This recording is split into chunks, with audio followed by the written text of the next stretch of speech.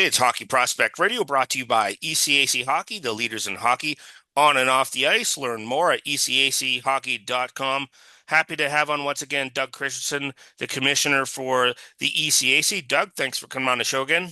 Always appreciate it. Thanks so much for having me. Really appreciate it. So I'd like to get a little bit of an update on the ECAC on the men and women's side, what's happened early on in the season. Some of the teams start a little bit earlier than the others, but I think all of them now have had enough games under their belt to get an indication of how their starts have been. And what does it look like on the women's side, first of all? Well, obviously the women's side has been really deep for a long time, but we've had a couple stories that have come through. The Brown women have had a really nice start. They've earned their way into the national rankings. You look at Union College, they've had a really nice start as well. And then, of course, a lot of the teams that are at the top of the standings last year have continued that level of success. Clarkson, Colgate, St. Lawrence, Cornell, and Quinnipiac have all had really good starts. So it'll make for another really exciting year. Of course, last year we had four of the first six picks in the PWHL draft. So not only are individual players having success, but their teams are having a lot of success too. So it'll be a fun storyline to follow over the course of the year. But if there's one thing that I'm a little bit concerned about, maybe with the league is too deep, but it'll make for some really good weekends, not only before the holiday break, but then obviously after down the stretch. As a commissioner, you can never have a league that's too deep. Take all the players, and that's what something that Angela Ruggiero pointed out to me is like it's such a formidable league. Even the teams that have a dip one year can swing back, and they're still tough to beat. For sure. And we're seeing that right now. And we're seeing the depth of the league really being tested. And I think that for us, seeing the teams not only in our conference having success, but having non-conference success as well, I think is going to bode really well for us and trying to get into the NCAA tournament with as many teams as possible. What's it like on the men's side so far now that, some of the Ivies have got into action and got some games under their belt? Well, I think it was really good indication of where our league is at. We have four of the teams in the top 20 today in the national poll. Cornell, of course, coming into the year had a lot of really positive assessment of their team, and they started out really great. They beat North Dakota twice at home, but then it shows the depth of the league. They were in two really tight games against Yale and Brown over the weekend. Harvard and Dartmouth and Quinnipiac are also in the national poll, but you look at everybody in the league, it's going to be deep. It's going to be a really good start. Clarkson has had a nice start. Union has had a nice start. RPI had just, I know they were off this past weekend, but they went to Miami of Ohio and had a sweep. So the league's looking deep. And I do think from the outside looking in, the top part's really strong. You get a little bit of fun with the other commissioners and a little, friendly wager of who's buying dinner when, teams overtake other teams in a weekend sweep. Well, there's definitely text going back and forth. We don't have the wagers, but we definitely have the text going back and forth. Of course, we all want college hockey to do really well, but we want our teams to do well too. And we want to do everything that we possibly can to give our teams the best possible opportunity to showcase what they're doing. And so when they're able to go out and to do that, it obviously makes for a fun night. But I will say that for all of us, we're really united in growing college hockey and trying to find the best way to grow our game.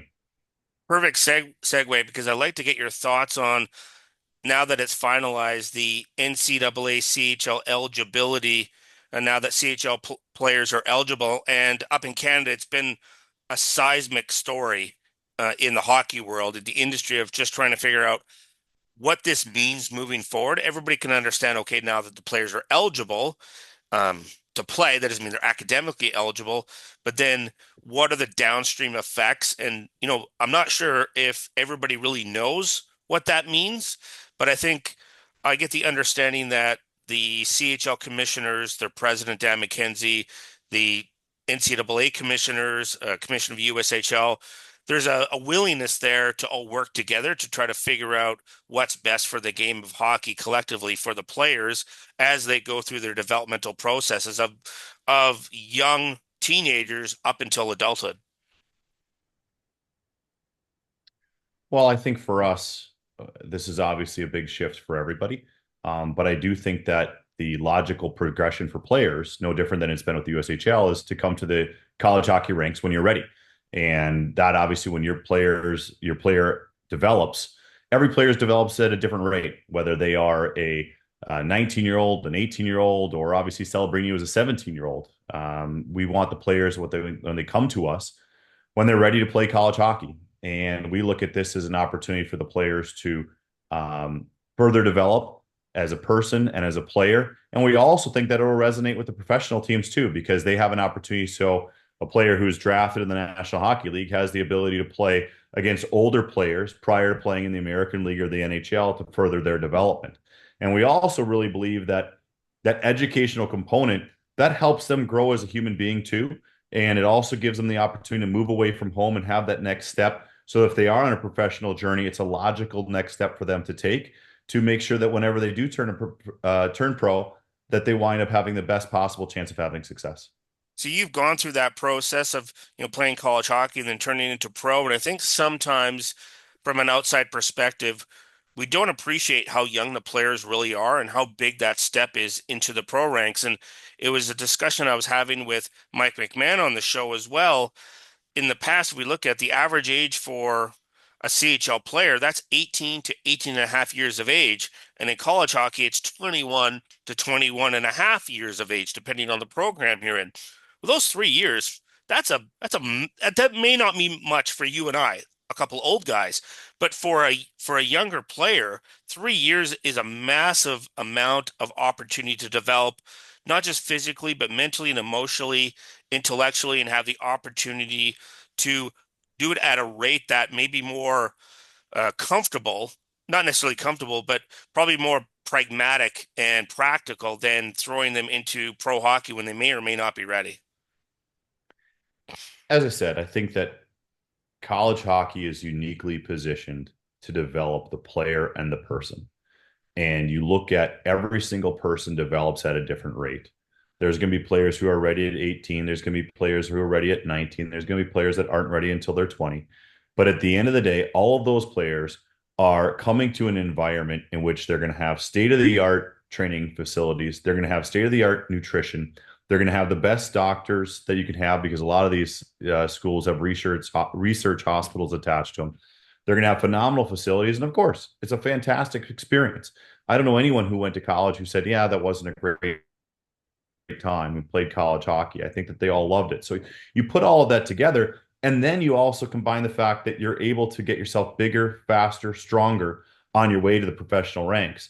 And I think that that's something that's really important as well, is that whenever you get to your first NHL training camp or you sign your first contract, you want to make sure, because you're on a clock, you want to make sure that you're as ready as you possibly can be, that you've had that opportunity to matriculate to college, that you've had that opportunity to move away from a billet family or a home and live on your own, cook on your own, go through all of those growing pains so that when you do become a pro, you're that much further along in your development, not only as a player, but also as a person. And so I really do think that that will resonate for players, for their families, for their pro teams, and obviously for the people who are going to have influence in their decisions.